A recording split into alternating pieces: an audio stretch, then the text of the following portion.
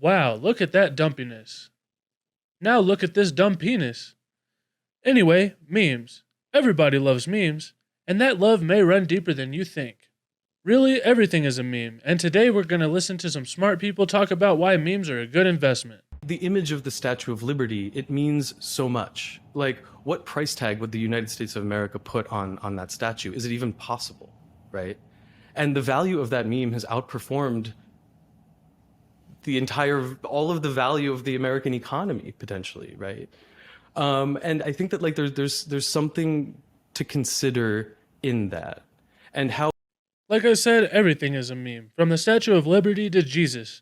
According to the Google Dictionary, the first definition of a meme is an image, a video, or a piece of text, etc., typically humorous in nature that is copied and spread rapidly by internet users, often with a slight variation. But the original definition of a meme is the second one. It's an element of a culture or a system of behavior passed on from one individual to another by imitation or non-genetic means. Pretty much any iconic image could be a meme, and it's just something that people rally around. Essentially, it's something that we have in our culture that we can all relate to a little bit. And when you really think about it by that definition, then almost everything is a meme. People like to talk crap about Dogecoin, saying that it's a meme and that it has no value, but if you go and look at some of the biggest YouTubers on this platform, they basically just review memes nowadays. Basically, it seems to me like memes are exactly what our culture is based off of. And to say that something doesn't have value just because it's a meme is really stupid. As a matter of fact, it being a meme might give it more value. How great art constantly outperforms well-performing currency. And we already sort of speak to ourselves in these tokenized ways. If you tell me that you own a Monet, I can probably assume a few things about you as a collector, and also potentially as your resources too, right? The Mona Lisa is a meme, and it's held within the meme that is the Louvre, and the Louvre is within another meme that is Paris. Our society is just memes within memes within memes. It's a fractal of memology. And in my opinion, Doge is a much better meme than dead presidents ever were. So I think that all these things are really converging when we talk about NFTs, but memes, I mean, there's so many people who do a really good job at this, including Richard Dawkins, right? But they're just like they're very potent forms of expression, right? That you can almost quickly glance at them and connect with a meaning. A lot of them are fractured and mean lots of different things for lots of people, like Pepe the Frog, right? But the idea is that there are sort of all of these intangibles surrounding these memes very often, like Pepe the Frog. You see Pepe and you have all these different associations, but there's no real way to value them. And what NFTs are also playing with is the idea on creating a meme economy based on a meme. That's really where Pepe's specifically comes from. Obviously, they're not talking about Dogecoin in this interview right here, but I think that all of these arguments do apply to Dogecoin as well. I've said in the past that I think NFTs are going to see most of their use cases being with actually running businesses and tracking physical products, or it could be possibly that games will be using NFTs so that you can take your skins or your weapons from one game to another. I do think that it is true that most NFTs are going to go to zero like everybody says, but that's really just the case with all art. If you just draw some stick figures, that doesn't mean that it's going to be worth $1 million, but if somebody decides that it is, then your bunch of scribbles that look like a Picasso painting could be worth millions of dollars if they decide that you're the next Picasso.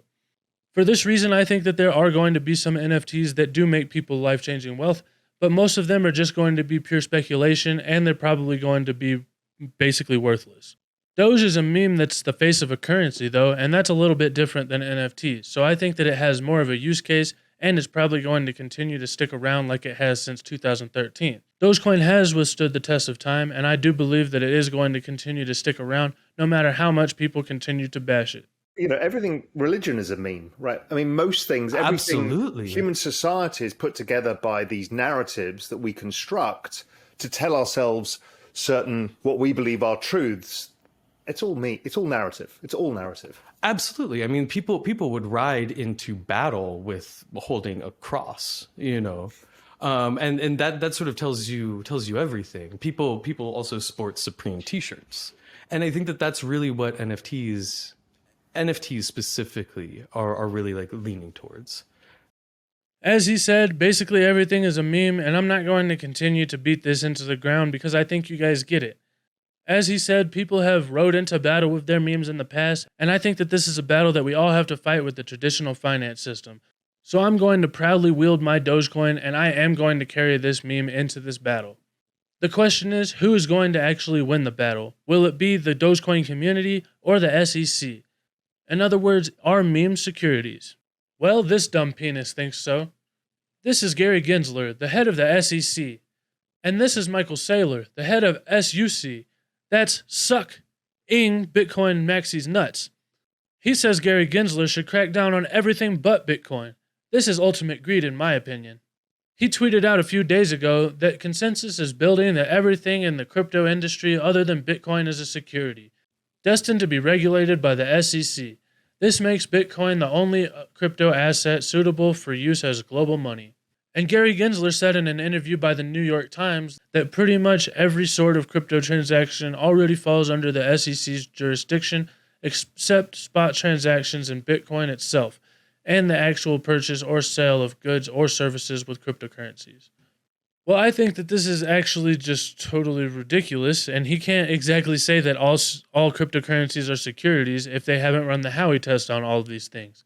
The Howey test is really how they decide if something is a security, and I asked ChatGPT for a little bit of help explaining this because I'm not a lawyer or a lawmaker or anything like that. I'm just a guy that likes to talk about crypto on the internet because if I talk to my friends about it all the time, then they wouldn't want to hang out with me because I'd annoy them to death. It says, under the Howey test, a transaction is an investment contract and therefore a security if it meets the following criteria. It involves investment of money, which Dogecoin definitely falls under that. There is an expectation of profits from the investment. I feel like I kind of hopefully expect a little bit of profit. The investment of money is in a common enterprise, which I wasn't really sure about, so again I asked the AI. It says it's not entirely clear whether the ownership of Dogecoin would be considered an investment in a common enterprise under the Howey test. In general, a common enterprise refers to an investment in which the investor's fortunes are tied to the success or failure of a larger group or enterprise, such as a company or project. So essentially, would it be something that people are investing in like a stock that has something to do with the actual success of an enterprise or a business that is behind the stock? Dogecoin is Dogecoin. Dogecoin isn't a stock that's investing in another company, or it's not a stock for a company or anything like that. It's just a currency and therefore a commodity, and I don't think it falls under this category. It does say, though, however, that others may argue that the Dogecoin community and network as a whole represent a common enterprise. If that's the case, then I guess you could say that for any cryptocurrency, and under that situation, maybe you could say that all of them do fail the Howey test, and that all cryptocurrencies other than Bitcoin are a security. But if this is true, then I would say that Bitcoin is also a security.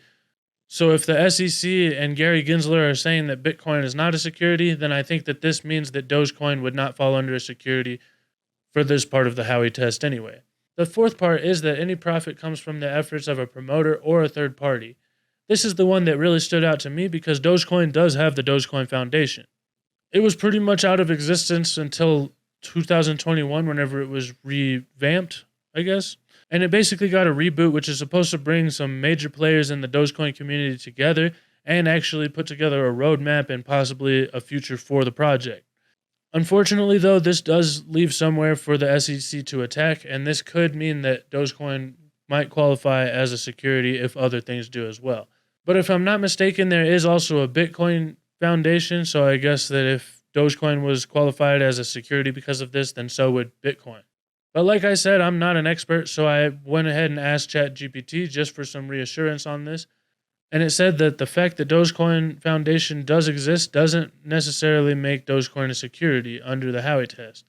While the foundation may promote and support the use and adoption of Dogecoin, it does not control the cryptocurrency itself or the blockchain technology on which it operates. However, if the Dogecoin Foundation were to issue tokens or coins that represent ownership of the foundation or promise to pay dividends or other profits to investors, these tokens or coins could be considered securities under the Howey test. Essentially, this means that right now, as long as the Dogecoin Foundation doesn't actually change anything with the protocol of Dogecoin, then it's probably not a security, and this wouldn't constitute any kind of action by the SEC probably. However, Dogecoin has been speculated to switch to proof of stake so that it can give rewards to some of its hodlers. In that situation, this could fall under the category of paying dividends, as this said. And in that case, I think it means that Dogecoin might become a security even though it's not currently. I've said in the past that I think that moving to proof of stake is a bad idea for Dogecoin because it has worked pretty well up until this point as proof of work.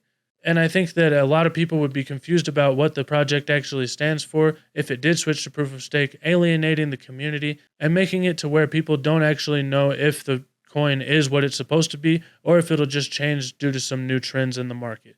So in summary, I think that Dogecoin is not currently a security, especially because it follows the Bitcoin roadmap essentially.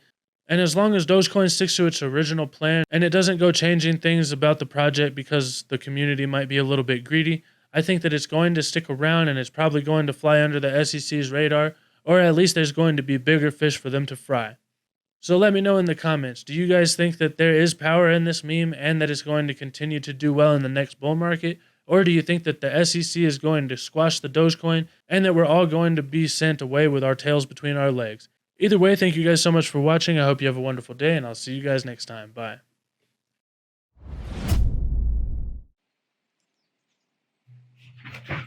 Oh, hey, I was just being chased by a bear. Watch out. Don't forget to hit that subscribe button and that notification bell too, because I don't want you to miss out on any important updates. And check out this video. Oh crap, I gotta get out of here.